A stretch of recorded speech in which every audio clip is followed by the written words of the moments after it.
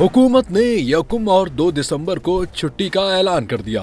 विफाकी वजारतों और सरकारी महकमों में हफ्तावार तातील के बाइस मजमूई तौर पर 4 दिन काम बंद रहेगा। मुत्तहदा अरब इमारात की हुकूमत ने कौमी दिन की मुनासबत से यकुम और 2 दिसंबर को अवामी तातीलात देने का ऐलान किया है। अरब मीडिया के मुताबिक 54 में ईद उल इत्तेहाद के मौके पर ये दोनों दिन सरकारी छुट्टियों के तौर पर मुकर्रर किए गए हैं।